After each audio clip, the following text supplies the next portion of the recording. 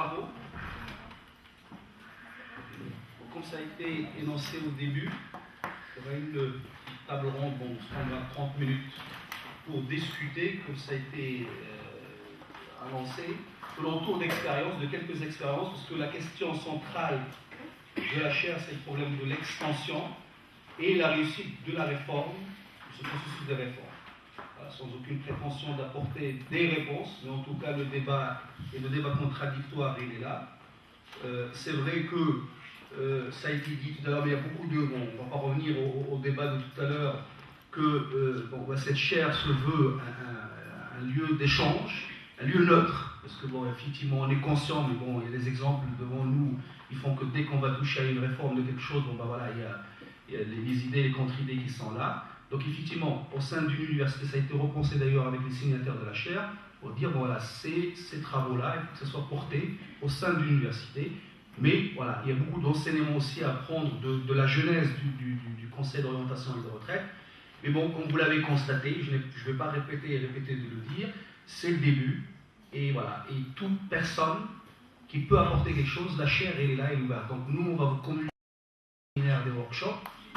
Il y aura des petits groupes de travail qui pourront se former. Mais c'est un lieu, je dirais, collaboratif. Et toute personne qui peut apporter, qui s'intéresse à des questions, elle est la bienvenue. Donc alors pour revenir, la table ronde se veut autour des quelques expériences tentées au Maroc à l'étranger. Antoine Delarue pourra nous éclaircir, comme j'ai dit au début, c'est un connaisseur du système marocain. Il parlait tout à l'heure de l'expérience de Inaya tout à l'heure et il a, je dirais, parlé d'un facteur qui a fait que cette expérience n'a pas réussi. Donc on va essayer de comprendre un petit peu cette expérience locale ou régionale, pourquoi certaines expériences ont marché, d'autres pas.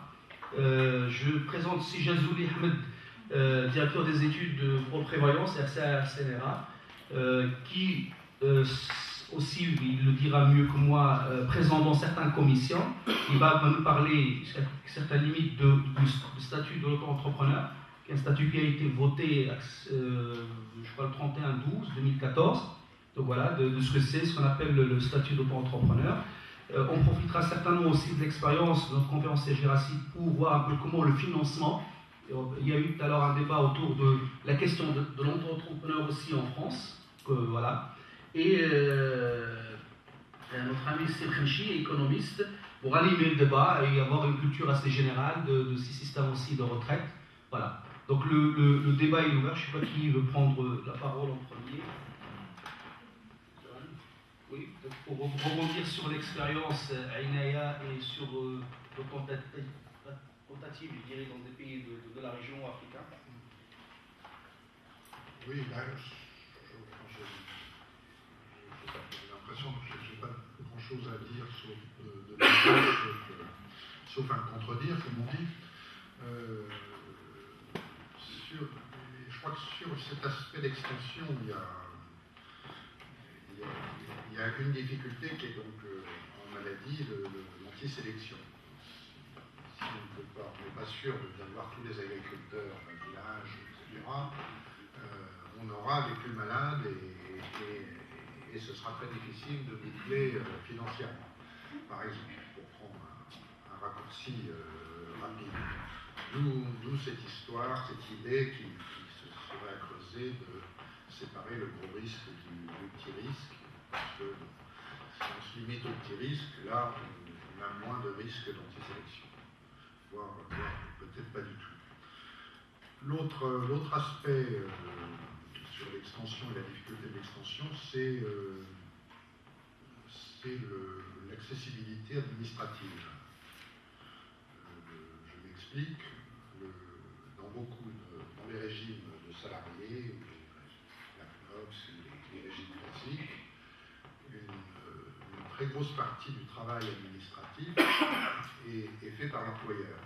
C'est-à-dire c'est l'employeur qui, en fait, quand il recrute les gens, les affilie au régime de la CNSS ou la CNOPS. C'est lui qui prélève sur son salaire les cotisations demandées, qui les additionne, qui obtient un registre et qui en fait fait une somme de toutes ces cotisations et envoie un seul chèque à la caisse CNSS ou la CNOPS pour tout le monde.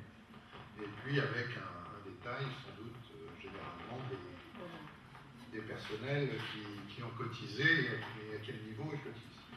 Et donc finalement, la CNSS ou la CNOPS n'a pas le boulot de contrôler l'affiliation des gens, ni même d'être sûr qu'ils cotisent au bon niveau. C'est l'employeur qui le fait et qui agit en fait en délégation des services publics. Par contre, alors quand on est face à le même nombre d'indépendants, c'est du boulot un par un qu'il faut aller chercher, un par un, enregistrer leurs cotisations, vérifier s'ils sont à jour, etc. C'est un travail administratif qui est très important et qui généralement peut plomber le régime parce que autant il y a des économies d'échelle quand on a 300 personnes, un seul chèque pour 300 personnes ou 1000 personnes, ça coûte rien à la CNSS à exploiter, donc le taux de recouvrement est facile. Face à des individus individuels qui sont comme les indépendants, qui non plus n'ont pas forcément de comptabilité à jour, etc. Enfin, la tâche est énorme. Donc, un des enjeux dans ces problématiques d'extension, c'est de trouver des méthodes administratives pour faciliter le recouvrement et faire que chaque chèque envoyé ne coûte pas autant à être, puisque ça va être des petits ruisseaux. Chaque chèque est un petit ruisseau, et ces petits ruisseaux, si ça coûte aussi cher pour traiter le petit ruisseau que le chèque lui-même, on va pas s'en sortir.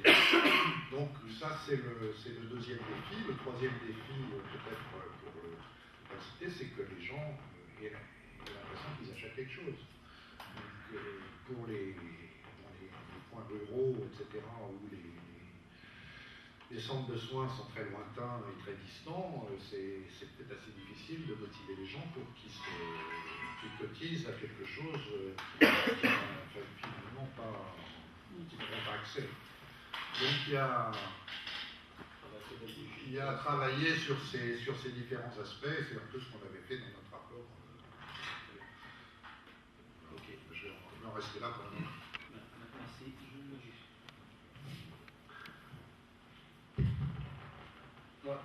Je vais revenir un petit peu sur l'échec de Inaya. Alors, Inaya était spécialement dédié aux indépendants. Avant même de penser au rabais, c'est-à-dire on attendait à ce que le projet de Inaya réussisse avant de se lancer sur rabais. Alors, parmi les facteurs d'échec de Inaya, c'est que, bien sûr, on a standardisé les cotisations. On n'a pas tenu compte des catégories socio-professionnelles qui vont bénéficier de l'INAIA. C'est-à-dire qu'il fallait définir les cotisations en fonction d'un certain niveau de revenu pour chaque catégorie professionnelle. Deuxième chose, ça a été évoqué tout à l'heure par M. Delarue, c'est que c'était un régime facultatif. Alors, facultatif, ça veut dire que même nous sommes des salariés, des fonctionnaires, donc nos régimes sont obligatoires. Et nous avons cet état d'esprit, c'est qu'on fait l'assurance maladie parce que ce n'est pas pour des petits incidents de maladie, mais essentiellement si nous avons de maladies graves. D'autant plus pour les indépendants qui ont un régime facultatif. C'est-à-dire, s'ils vont souscrire, c'est pour couvrir les grands risques. D'où le problème d'antisélection. Également, le taux de culture au Maroc, nous n'avons pas un taux de culture de prévoyance très important. Donc, il est temps pour faire. On vit au jour le jour, donc nous n'avons pas cette vision à long terme, ce qui pose problème. On n'a pas cette possibilité, cette capacité d'anticipation, et c'est parmi les objectifs de la chaire, c'est d'étendre cette culture au niveau du grand public. Voilà un petit mot sur ce que je voulais dire par rapport à l'idée. Pour les auto-entrepreneurs. Voilà. Avant de me parler un petit peu sur les auto-entrepreneurs, je vais parler un petit peu des institutions qui sont signataires de la convention de la chaire, la CDG, la CNRA et le SR. Donc la CNRA et le SR, ce sont deux institutions, deux établissements publics qui sont gérés par la CDG. Alors, le SR, c'est un régime de retraite de base, au même titre que la CNSS et la CMR. La CNRA, c'est un établissement public qui se charge de ce qui est institutionnel, l'exemple, la gestion des accidents de travail, la gestion des accidents de circulation, et également la gestion d'un certain nombre de régimes de retraite complémentaires, parfois même des régimes dédiés aux indépendants, l'exemple d'Amal Khirafi, un régime pour les avocats, etc. Donc, avant de me tarder sur les auto-entrepreneurs, je réponds à une question qui a été posée par quelqu'un de l'assistance, des statistiques sur les indépendants en rapport avec l'informel. Alors, tout d'abord, je vais annoncer qu'au Maroc, le taux de couverture retraite, pour ce qui est de ma part, je vais insister beaucoup plus sur la retraite que sur l'assurance maladie, parce que nous sommes des institutions de retraite, beaucoup plus que d'assurance. Donc au Maroc, le taux de couverture il est tout simplement de 33%, si on est optimiste. Alors, ça veut dire que 67% de la population n'est pas couverte. Dans cette 67% de la population, nous trouvons les salariés qui ne sont pas déclarés par la CNSS, qui ne sont pas déclarés dans le cadre de la CNSS, bien sûr pas les employeurs, et les indépendants, ce qui constitue plus que la moitié de la population active au Maroc. Alors, lorsqu'on parle des indépendants, c'est la profession libérale, les commerçants, les artisans, les exploitants agricoles, et j'en passe. Alors, nous avons essayé depuis longtemps de réfléchir à un régime dédié par catégorie. C'est-à-dire que chaque département ministériel cherchait à couvrir une catégorie de population. Donc, le ministère de l'Artisanat pour les artisans, le ministère de l'Emploi pour les indépendants globalement, et ainsi de suite. Ça veut dire qu'on était conscient que le problème de couverture pour les indépendants se pose avec acuité. Mais on n'a pas pu résoudre le problème. Pourquoi? Parce que soit c'est difficile, soit parce qu'il fallait attendre la sortie de la réforme de la retraite avant de se positionner par rapport à la réforme. Alors, la réforme, la première réflexion a commencé avec le colloque en 2003, le colloque national sur la réforme de la retraite en 2003. On a mis en place deux commissions, une commission technique de la réforme de la retraite au Maroc, et une commission nationale qui est présidée par, dans le temps, par le Premier ministre et aujourd'hui présidée par le chef de gouvernement. Je peux dire qu'il y a eu un certain consensus sur le diagnostic, mais jamais il n'y a eu de consensus sur la solution, ou bien sur le scénario. On continue toujours à réfléchir. Aujourd'hui, on est bien avancé. Pourquoi? Parce que même les scénarios sont définis et on avance 3 scénarios. Premièrement, une réforme paramétrique, c'est-à-dire réformer les paramètres de chaque régime, tout en gardant la situation telle qu'elle est. Deuxième scénario, une réforme bipolaire, donc un système bipolaire, un pour le public, qui va regrouper les affiliés et les bénéficiaires du RCR, régime collectif d'allocation de retraite, et les bénéficiaires et les affiliés de la CMR, caisse marque de retraite, pour le secteur public, et l'autre pour le privé. Alors, le troisième scénario, c'est la réforme, c'est le régime unique, c'est-à-dire offrir un seul régime de retraite pour l'ensemble de la population active marocaine. Bien sûr, c'est difficile de passer directement à un régime unique, Donc, le gouvernement a opté pour une démarche progressive, c'est-à-dire commencer par réformer les caisses qui posent problème, en l'occurrence la CMR, et vous êtes au courant des difficultés de la CMR, c'est-à-dire qu'on va commencer cette année à créer sur les réserves. Deuxièmement, penser à une réforme en système bipolaire, donc à moyen terme, pour arriver à long terme, donc c'est pas encore défini, un régime unique, un régime de base unique. Alors, les indépendants, c'est une population assez vaste. C'est vrai que la réforme n'est pas encore sortie, mais l'État a d'autres priorités. En plus, la priorité de la réforme de la retraite, c'est résoudre un certain nombre de problèmes, en l'occurrence, passer de l'informel vers l'offert, donc résoudre le problème de l'informel, résoudre le problème du chômage et d'autres. Donc, l'État a pensé à mettre en place, à lancer un régime spécifiquement pour l'auto-entrepreneur.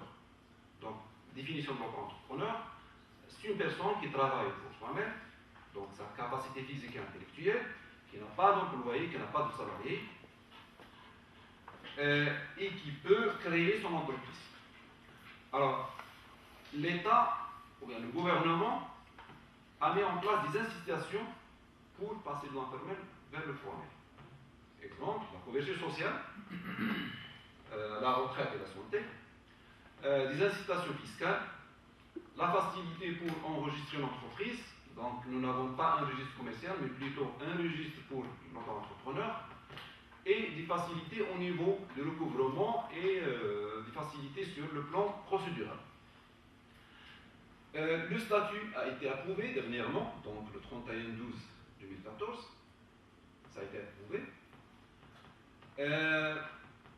Sauf que le statut de l'entrepreneur n'englobe pas l'ensemble des indépendants. Il y a des catégories qui échappent, des catégories des indépendants qui échappent au statut de l'entrepreneur.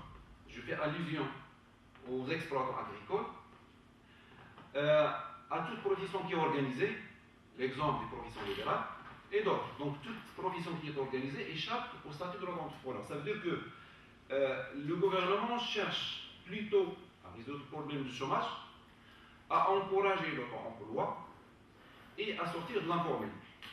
Pour les catégories qui sont organisées, donc, le problème ne se pose pas. Il suffit d'avoir un régime de retraite ou bien un système d'assurance maladie, ils peuvent adhérer sans problème. Ce qui fait que pour adhérer à une couverture retraite, assurance maladie, la première difficulté, la première entrave, c'est qu'il faut s'organiser avant de passer à la couverture. Ce qui fait que aujourd'hui, le secteur informel englobe une bonne partie des indépendants. Et je réponds à la question qui a été posée tout à l'heure, statistiques indépendants informels. Donc les indépendants englobent une grande partie de l'informel.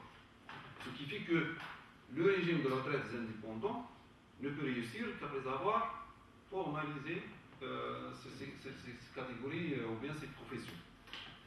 Alors, je ne sais pas ce que... Non, c'est juste par rapport à une question qui a été posée tout à l'heure. Aujourd'hui, il y a le RAMED pour céder les gens qui n'ont pas de ressources et qui ne cotisent pas, il n'y a pas de cotisation. Est-ce que ce statut-là d'entrepreneur, est-ce que c'est déjà pas un projet qui naît avec un handicap, le fait qu'il y a ce système de RAMED qui est là et pour lequel les gens vont bénéficier du panier de soins et l'escalier, mais en tout cas, il n'y a pas de cotisation pour ces gens-là. Est-ce qu'il n'y a pas une contradiction quelque part? Est-ce qu'il ne faut pas en tuer un pour faire vivre l'autre? Est-ce que les deux peuvent coexister? Je ne sais pas, est-ce que la commission ou est-ce qu'il y a des réflexions qui ont été évoluées en ce sens?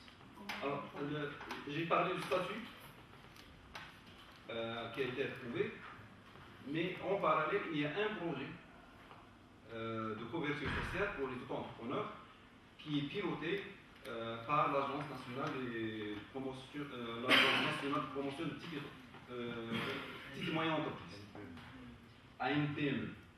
Alors, Et il y a un comité de pilotage qui est présidé par le ministre chargé secteur informel et je ne me rappelle pas du nom complet du ministre.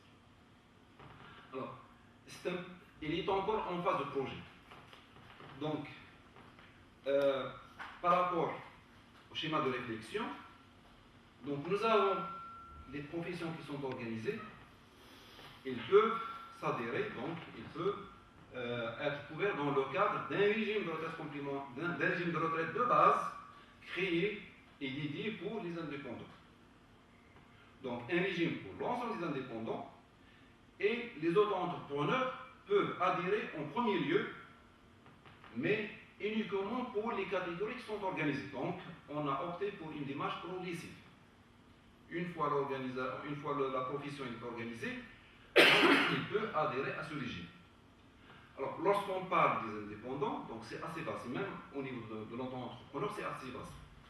Donc, il y en a qui disposent de capacités contributives, et il y en a d'autres qui ne disposent pas.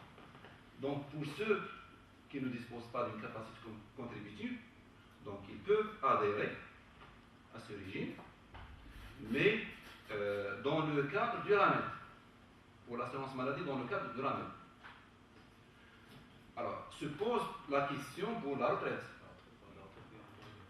Alors, est-ce qu'on va percevoir un régime au même titre que la santé, c'est-à-dire un régime non contributif? On ne sait pas pour le moment. On ne sait pas. Simplement, il faut, si ça reste flou en tout cas pour moi, la notion d'organiser.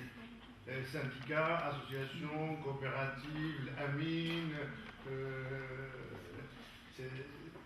c'est vaste comme organisé.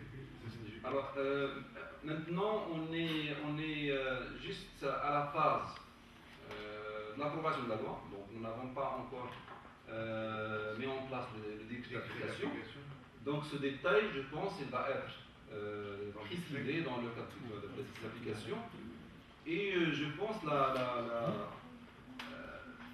puisque le secteur informel n'est pas organisé, donc par définition, on peut opter à n'importe quelle possibilité qui peut nous offrir cette capacité d'identifier. Donc la grande question, c'est d'identifier tout d'abord ces affiliés. Et également, il ne s'agit pas d'affilier, mais également de recouvrer les cotisations. D'où la grande question sur la faisabilité. C'est vrai qu'on a lancé des lois, on a approuvé, mais toute la difficulté, c'est sur le plan implémentation, sur le plan faisabilité. D'où toujours l'utilité de la chaire de se pencher sur le détail. Il y a beaucoup de choses. Et simplement une dernière précision, je ne sais pas si c'est lieu de le dire ou pas, puisque c'est un peu du partenariat, ça rejoint la question de M. Delarue sur le recouvrement administratif des cotisations. Et visiblement, le dispositif institutionnel marocain a trouvé une originalité au travers d'Alexandre. Exactement, oui. Allez-y, oui. Alors, le statut, il a désigné la société interface, donc la société qui va se charger à la fois de l'affiliation, de l'enregistrement de l'entreprise dans le registre de l'auto-entrepreneur et du recouvrement aussi bien de la cotisation de retraite, de la prime assurance maladie, des impôts également.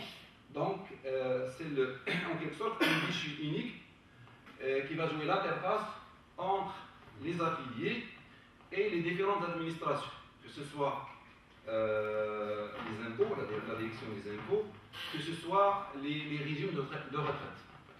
Alors, le régime de retraite, il est déjà désigné. Ça va être la CNSS. Ça va pour les, bien sûr. Je parle de la retraite pour ce qui est de l'assurance maladie. Une décision a été lancée dans le cadre d'une commission interministérielle qui est présidée par le chef du gouvernement et qui a donné la possibilité même aux étudiants d'avoir une assurance maladie obligatoire. et c'est le gouvernement, c'est l'État qui va se charger du financement, bien sûr, de la prime qui est due aux étudiants. C'est les CNOPS qui va. Et c'est la CNOS qui va gérer l'assurance maladie des étudiants. Par contre, pour l'assurance maladie des indépendants et de leurs entrepreneurs, ça va être la CNSS également, au même titre que la retraite. Juste d'une manière intuitive, bon, ce projet de loi de statut auto-entrepreneur, on a bien compris les définitions et les grandes fondamentaux. Est-ce que derrière, il y a eu des études exploratoires pour connaître très bien de manière fine cette population, ce qui fait que on a, je dirais, redéfini un peu les frontières d'appellation et de classification? Non, on s'est basé. Sur quelle statistique on s'est basé? Et je ne sais pas si, ça va être dans le décret d'application, c'est déjà dans son cadre de loi, la cotisation, on parlait de la prime, mais est-ce qu'on sait déjà combien ces gens-là vont payer? Au-delà, on sait comment ils vont payer, donc à travers les doublés, voilà. Mais combien ils vont payer? Est-ce qu'il y a eu des études qui ont été faites, je dirais actuarielles, pour savoir un peu? Alors, du côté statistique, donc on s'est basé sur les statistiques de HCP. Je fais partie d'un groupe de travail de l'auto-entrepreneur pour ce qui est de la couverture sociale. Je sais que nous avons lancé une étude spécifique dédiée pour l'auto-entrepreneur. Donc, nous avons des résultats. Donc, bien sûr, puisque elle est en état de projet, on ne peut pas communiquer pour le moment les résultats, les conclusions. Alors, pour ce qui est de la question, la cotisation. Alors, pour définir le projet des auto-entrepreneurs, donc bien sûr, on a bénéficié des expériences d'autres pays. On s'est penché sur les 5 expériences, donc l'expérience de la France, de l'Égypte, de l'Algérie, de la Tunisie, c'est ça, 4 pays. Mais du fait que la Tunisie se rapproche de nos conditions, donc économiques, et même sur le plan culture, prévoyance et retraite, également la présence du secteur informel dans l'économie. Donc on s'est penché sur le cas de la Tunisie et on a profité de l'expérience de la Tunisie. Par conséquent, les cotisations vont être définies par catégorie socio-professionnelle et au niveau de chaque catégorie, nous avons un minima et un maxima pour arrêter les cotisations. Merci, Désolé. On peut interagir avec Pascal, il n'y a pas de souci. Bonsoir. J'aimerais juste revenir sur la question de l'informel. En fait, il est connu que le passage de l'informel vers le formel génère un coût et nécessite forcément des avantages. Alors,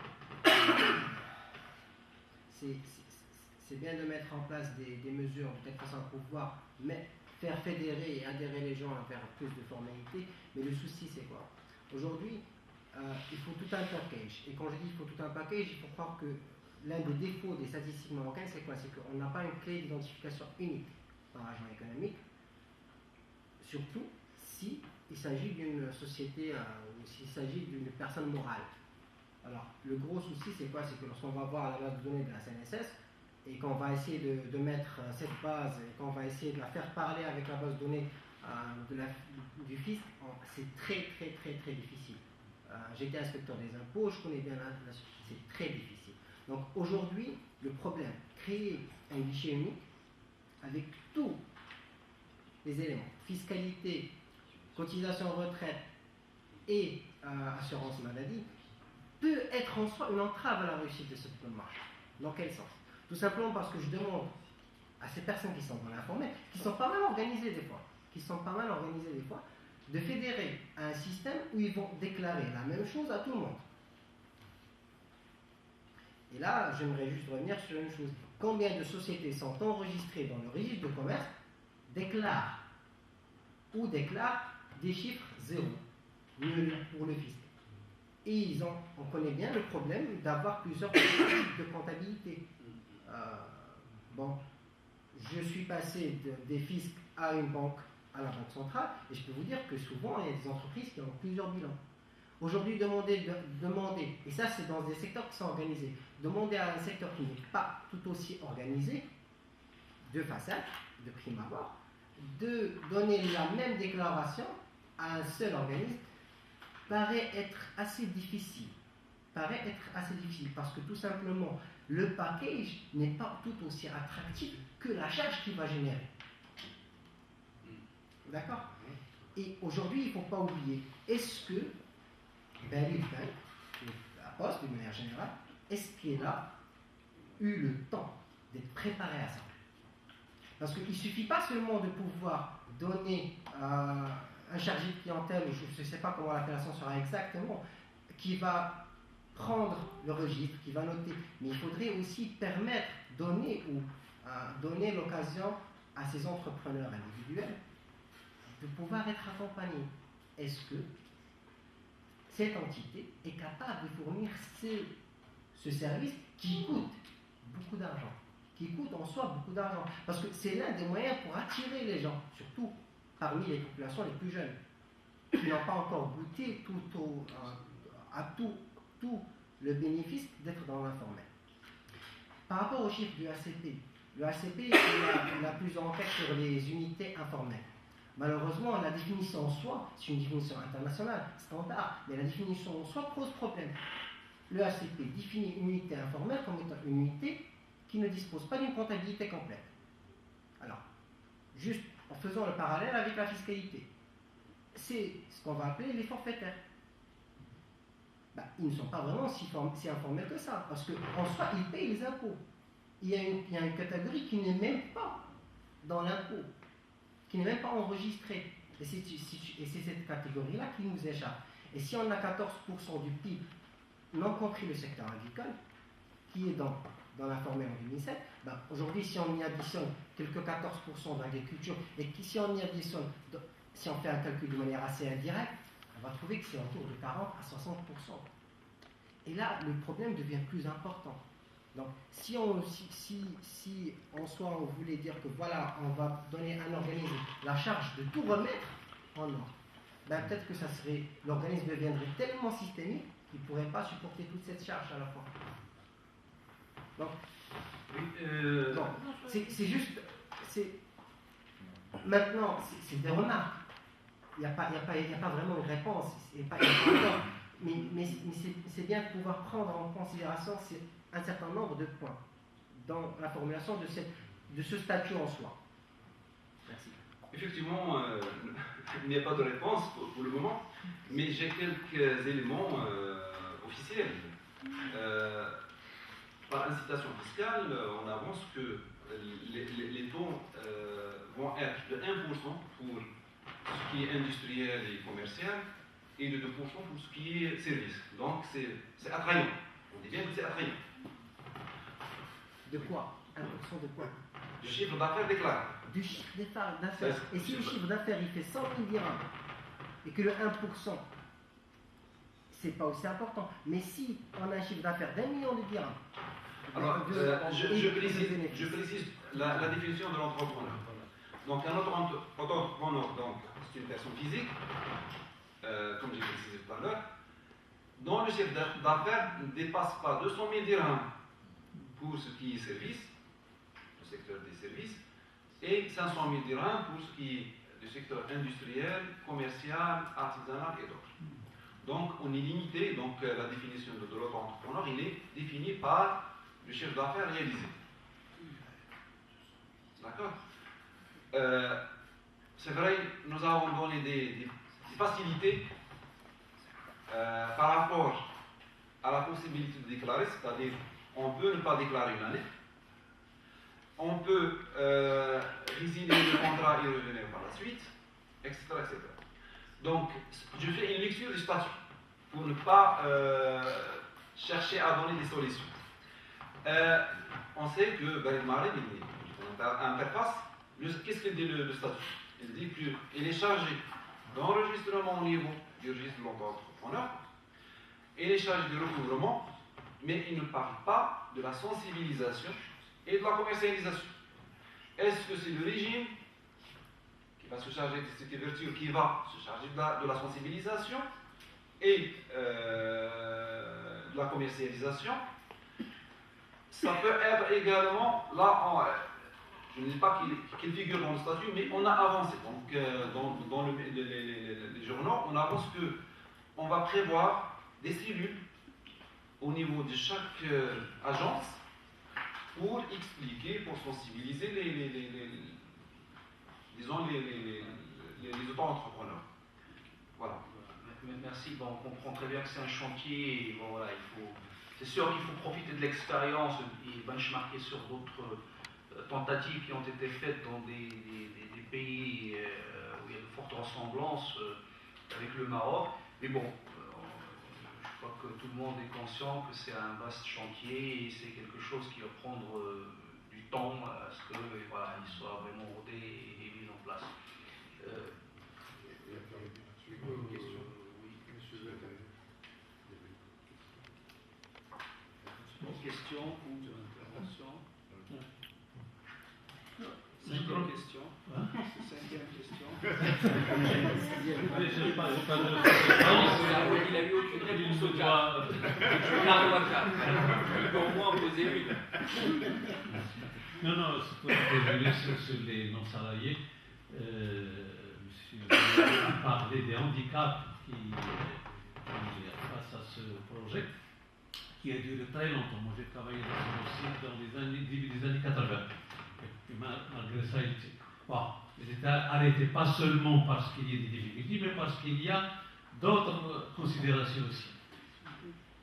Bon, parmi les handicaps, c'est le ramène et le revenu. Quand j'ai un petit revenu et je peux bénéficier de ramène, alors est-ce que je vais demander la retraite? La retraite, c'est loin, c'est à 60 ans. Donc, ce qui fait psychologiquement, et on connaît la culture de nos pays, c'est la retraite, c'est toujours loin. C'est toujours loin, c'est mes enfants, c'est toute une culture pour qu'on l'a essayé à la CNSS pour les agriculteurs. Pour les agriculteurs, on leur a fait la retraite, mais c'est un échec presque total. On a couvert maintenant que 10% des salariés de l'agriculture, depuis 1982. C'est dire la difficulté à faire pénétrer la retraite parce qu'il n'y avait pas les solutions. Donc les soins de santé, c'est un vecteur très important pour inciter les gens à adhérer. Mais lorsque vous leur donnez une alternative comme le ramène, je n'ai plus aucune raison d'adhérer. C'est ça que... Bon. L'auto-entrepreneur, c'est une invention qui a été copiée, je pense, sur la France ou je ne sais pas quoi. Mais malheureusement, il n'y a pas assez d'efforts pour faire quelque chose de marocain. C'est quelque chose qui s'adapte au Maroc, à la culture marocaine qui est ignorant, qui ne sait ni lire ni écrire. Il n'est pas ignorant parce qu'il est intelligent, mais malheureusement, la culture manque. Lorsque vous leur remplir des papiers, tout ça, ça les intéresse. Qu'est-ce qu'on a fait pour ces gens-là? Allez à Bari du Maghrib, inscrivez-vous, remplissez comme ce qu'on a fait, nous, à la CNSS, lorsqu'on a donné des bordereaux aux agriculteurs pour les remplir, ils sont écrits en français. Je me rappelle, on distribuait les bordereaux à n'importe qui, sans qu'il y ait bijection entre celui de l'agriculteur et le bordereau. C'est dire qu'il faut connaître quelque chose. Pourquoi ne pas utiliser, ma proposition, pourquoi ne pas utiliser, c'est-à-dire les organisations professionnelles qui sont très proches des gens, c'est-à-dire, et parfois il y a une certaine confiance entre eux et ils les défendent. Moi, j'en ai vécu, j'ai beaucoup de réunions avec les organisations. Moi, je trouve qu'ils ont beaucoup plus confiance dans l'organisation de la chambre, etc., professionnelle, qu'avec Bari du Maghrib. Avec Bari du Maghrib, déjà, les gens n'arrivent même pas à gérer les comptes qu'ils ont. Comment vous voulez qu'ils gèrent toutes 7000, plus de... Moi, j'ai fait une étude sur les indépendants. Il y a plus de 7 millions d'indépendants. Déjà en 2000, 2008 ou 2007, on a vu les statistiques à la CNSS, c'était 7,1 millions d'indépendants. C'est-à-dire, est-ce qu'on est capable de gérer toute cette population avec... Ça, alors, il va peut-être les chiffres plus récents. Justement, moi je suis à la CNSS et je travaille sur ce dossier d'indépendants. Je voudrais réagir par rapport au dernier point qui a été évoqué. On est bien conscient que le problème de l'extension de la couverture aux travailleurs indépendants, c'est justement comment gérer d'abord l'obligation et comment recouvrer la cotisation. Parce que là, pour ne pas tomber dans le problème de l'antisélection, il faut, pour imposer l'obligation de l'adhésion à cette couverture, il faut avoir des mécanismes, il faut des moyens pour obliger les gens à adhérer. Et le deuxième point, c'est le recouvrement. Et le recouvrement, maintenant, on est à 3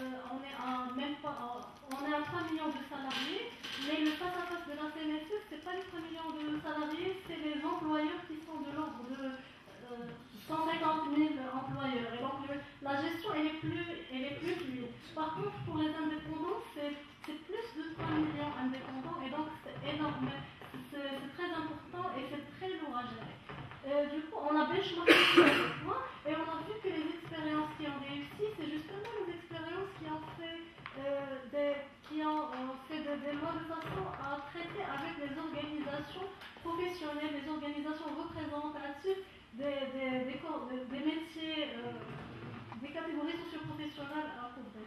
Et maintenant, parce que c'est la CNSS qui va gérer cette population et on est en phase d'élaboration de projets de loi et il y aura, les décrets d'application ne seront pas encore sortis pour voir la manière de gérer. Mais le problème n'est pas que technique, mais c'est surtout ça. Et je voudrais aussi ajouter un deuxième point, parce que quand on parle de l'extension de la couverture sociale, il y a deux types d'extension aux populations non couvertes, mais aussi la lutte contre la fraude sociale, parce que actuellement les salariés du secteur privé sont couverts, mais le taux de couverture à la CNSS il est de 78%, et encore il faut dire que quand on dit 78%, c'est un salarié qui est déclaré au moins une fois au cours de l'année. Donc on sait très bien que les employeurs ne déclarent pas l'ensemble de leurs salariés tout au long de la période de leur travail, et aussi encore ils ne déclarent pas le salaire total. Et donc il ne faut pas oublier aussi ce volet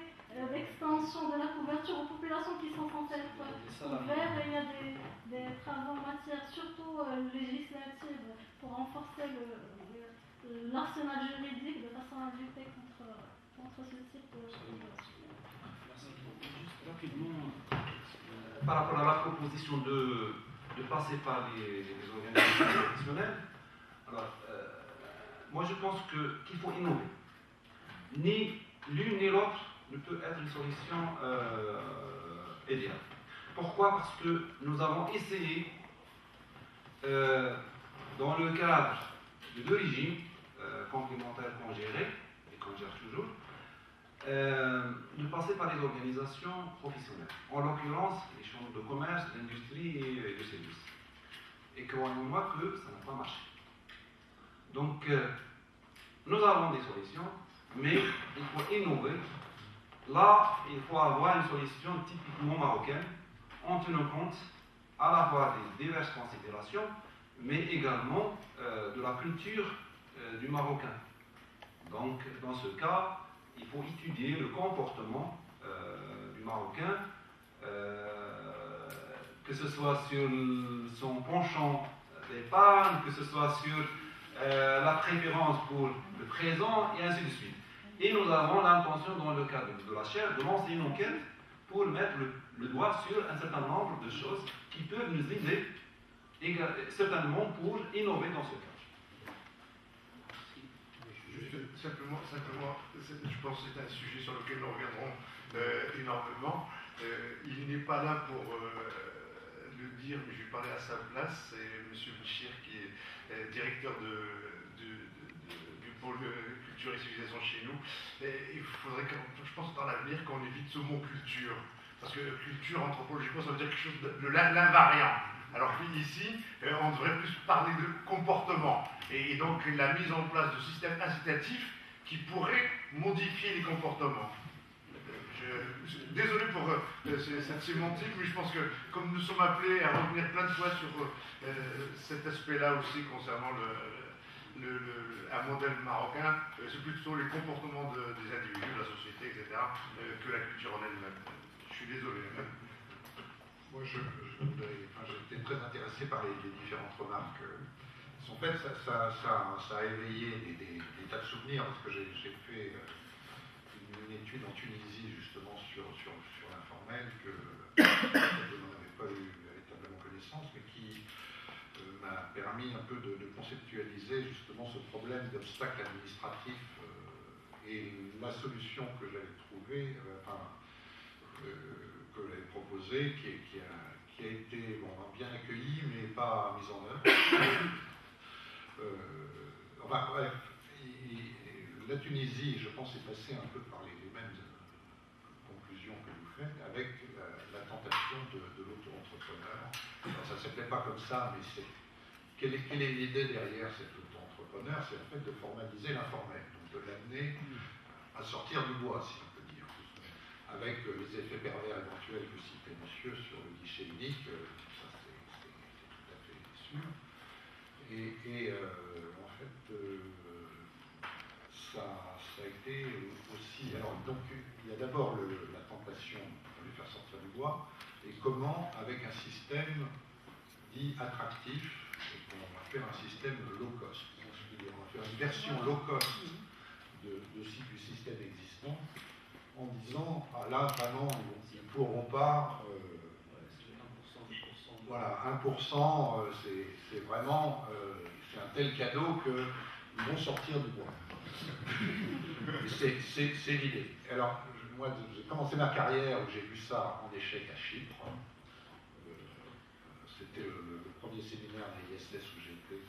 D'ailleurs, les Chypriotes étaient tellement subjugués de ne pas d'avoir raté leur coup, parce qu'ils avaient une CNSS qui se pensait très fort. Ils disent, je vais n'en faire qu'une bouchée, je fais du low cost et ils vont venir. Manifestations monstres, défilés dans la rue, les Chypriotes se sont... Ah non, oui, c'était Chypre. Se sont rebellés parce que les indépendants, c'est des indépendants. Il y a une culture de l'indépendance et vous les manœuvrez pas comme ça avec un petit appât aussi gros. Alors ensuite, j'ai vu ça en Tunisie. Les Tunisiens ont voulu faire la même chose avec les petits pêcheurs, les petits agriculteurs et les employés domestiques, qui sont des trois catégories que le président Ben Ali avait trouvé sous-représentés dans la CNSS tunisienne. Il avait tapé un point sur la table. Il faut faire quelque chose. Donc la réponse du directeur de la sécurité sociale de l'époque, c'était un système low cost, avec des exigences de cotisation extrêmement minimes, des périodicités de cotisation extrêmement flexibles, mais il fallait qu'ils s'enregistrent, chacun s'enregistre. Et quand je suis arrivé pour mon étude, qui avait un autre financement, et qui donc c'était en pleine... la première personne que je vois, c'est le directeur de la sécurité sociale qui me dit Monsieur Delarue, je suis très content que vous ayez cette étude, mais vous pouvez reprendre l'avion, le problème est résolu. En Tunisie. Et effectivement, il y avait des spots à la télé sur le nouveau régime pour les petits pêcheurs, les employés domestiques, vraiment l'affaire du siècle, donc le système low cost. 6 mois après, je l'ai revu et me dis ça n'a pas marché. Le système n'a pas marché. Pourquoi? C'est le problème de l'administration. C'est qu'il fallait que les gens se déclarent, qu'il y ait leur patron qui se déclare. Or, alors c'est là où j'ai un peu intervenu, où j'ai réfléchi au problème et interviewé des gens, notamment sur les petits pêcheurs. Les pêcheurs, ils sont sur le quai et il se met à faire beau, l'armateur allume son moteur, ça commence à ronronner, et hop, il y a des pêcheurs qui montent sur le bateau, et hop, ils partent en mer et ils reviennent le soir. Et puis le lendemain, ce sera des autres. Voire même, ils s'échangent des marins en mer, etc. alors, ce qui était supposé par cette commission, c'était que l'armateur était un employeur. Or ces gens-là ne se considèrent absolument pas comme employeurs parce qu'il n'y a aucun pacte de fidélité à long terme entre lui et le pêcheur qui va monter sur le bateau de l'État le lendemain. Donc il y a un contrat d'une journée, d'une sortie en mer. Il n'y a pas de lien de subordination. Mais c'est tout, il n'y a aucun lien de subordination. Et c'est pareil avec des employés domestiques. Si vous avez une babysitteuse ou une domestique qui vient faire 2 heures chez vous et qui en fait 2 heures ailleurs, etc., pourquoi ce serait vous qui alliez la déclarer, et même si les cotisations sont nulles, etc., vous ne le ferez pas. Donc il y a toute une série d'emplois que j'appelle les travailleurs mobiles, c'est-à-dire des gens qui sont multi-employeurs et qui ne sont pas des salariés d'aucun, mais qui ne sont pas non plus des indépendants et des entrepreneurs capables de se prendre en charge et d'aller faire une démarche, même si... Donc le problème, à la limite, de la cotisation n'est pas l'obstacle principal, c'est plus que personne ne veut prendre en charge ce coût administratif de les déclarer. Vous avez très bien illustré le déficit. Alors la solution que j'avais pu explorer et que j'avais négociée avec les représentants des armateurs, d'ailleurs, qui étaient très conscients qu'ils avaient besoin d'assurer une couverture sociale à leurs marins, pour avoir des marins qui sont prêts à remonter sur le bateau en tant que de besoin. Mais c'était une taxe affectée. Donc ils étaient d'accord pour financer cette couverture sociale par un prélèvement sur le poisson débarqué, qu'il y ait 36 marins ou indépendamment, sans avoir à déclarer sur quel marin ces cotisations correspondent. Donc on est dans un autre paradigme que le paradigme canonique où c'est l'employeur qui déclare les salariés qui sont à lui, etc. Là, c'est forfaitaire anonyme et indépendant de... Alors, il reste évidemment une autre difficulté, c'est la comptabilisation des droits. Mais avec ce système de taxes affectées, on liquide un peu le problème financier parce qu'on a donc quelque chose de... Alors, bon, je ne vais pas m'étendre sur ce exemple, mais j'avais, parallèlement pour le comptage des droits, prévu un système de chèque cotisation qui, à la fin de la journée, on donnait un chèque au gars, un chèque un point, et il amène sa liasse de points, et c'est compté comme des billets de banque, et taxe, c'est enregistré, donc il a des droits qui s'inscrivent, mais sont à un coût administratif minimum. Et il n'y a aucune déclaration de chèque cotisation fait office de contrat de travail qui dédouane tout le monde d'obligations. Le principe de ce travail mobile, c'est qu'il n'y a que des obligations contractuelles très, très, très temporaires. Et ça, je crois que c'est un peu une vision du travail informel qui est sans doute pas vue, parce qu'on cherche à les raccrocher dans le système classique canonique qui, lui, n'en peut plus. Sur le même modèle que le chèque emploi-service ou en France le chèque non, ce serait un peu différent, parce que là, c'est des chèques cotisation. Et là, bon, le système français, voilà. On va prendre une dernière question. Il faudra faire un séminaire. On sera contraint d'arrêter un moment à l'autre. Je voulais parler d'un axe qui est, on va dire, un petit peu en marge de cette discussion, mais comme la chaire se veut donc l'organisme qui va accompagner donc la réflexion et le débat à partir de cette date et vers les années futures. On sait tous qu'une loi sur la finance alternative ou islamique vient d'être votée et publiée. Et donc, avec ce concept de finance alternative, il y a aussi des produits qui relèvent de l'assurance maladie et des retraites, donc connus donc sous ce CAFOL. Bon, aujourd'hui, évidemment, il n'y a pas de proposition de ce produit donc au Maroc, mais après cette loi, certainement, avec l'arrivée de capitaux donc étrangers, surtout du pays de Golfe, où ces concepts d'assurance maladie ou retraite qu'on est donc généralement ce nom de Tchakafoul, sont donc présents, sont développés. Donc on peut s'attendre donc à une concurrence, surtout lorsqu'on propose donc des régimes non obligatoires pour tout ce qui est les auto-entrepreneurs et reste. Donc si au bout de 4-5 ans, nous avons donc des capitaux donc étrangers donc, qui arrivent et qui proposent des régimes donc Tchakafoul qui seront peut-être, j'en sais rien, donc plus attractifs, qui vont peut-être amener de la concurrence à ce régime donc que nous sommes en train peut-être de bâtir. Donc je pense que c'est un axe qu'on ne doit pas négliger donc dans notre réflexion, parce qu'aujourd'hui c'est vrai que au Maroc c'est un nouveau concept, donc cette finance alternative commence à essaye de prendre place, mais que va être la réalité d'ici 5 ans, d'ici 10 ans?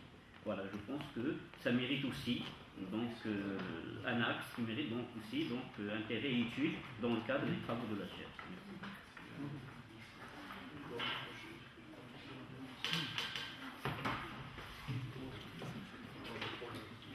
Je reviens rapidement par rapport aux expériences qui ont été tentées au Maroc. Et je vais avancer paradoxalement que par rapport aux catégories de non-salariés, le seul régime qui a réussi, paradoxalement, c'est les marins-pêcheurs, et je parle sous le contrôle de la collègue de la CNSS. Pourquoi? Parce qu'il y a l'obligation, d'abord, et l'organisation a bien pensé. Donc là, il faut mettre la main, il faut avoir une relation et un partenariat avec les différentes organisations pour innover des solutions. Alors, au niveau des marins-pêcheurs, qu'est-ce qu'ils ont fait?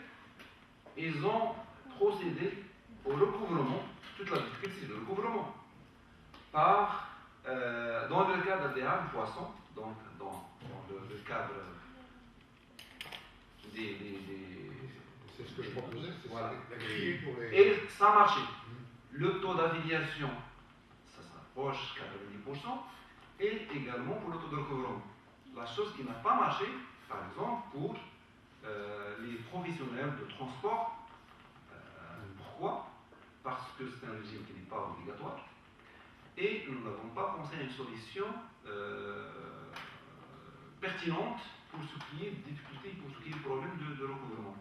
Donc là, il faut toujours penser à des meilleures solutions, mais dans le cadre de la relation et dans le cadre de partenariat avec les différentes organisations professionnelles. Merci. On va clôturer, parce que bon, sinon, voilà, il y a beaucoup de choses à dire. Si on peut conclure, c'est un vaste chantier, problème de changement de comportement, changement de recouvrement, connaître cette population, l'inciter, etc. Il y a pas mal, je crois que les problèmes techniques de modélisation, tout, je crois que la question n'est pas là, mais bon, il y a pas mal de détails qui feront que, je dirais, une tentative pourra réussir comme il ne peut pas réussir, comme on était en train de le dire et de le dire, ces problèmes de recouvrement, d'inciter les gens à penser à demain.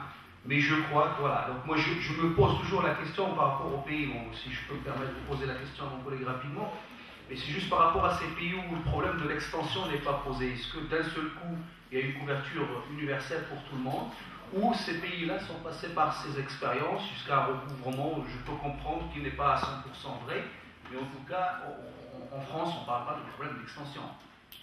Non, oui,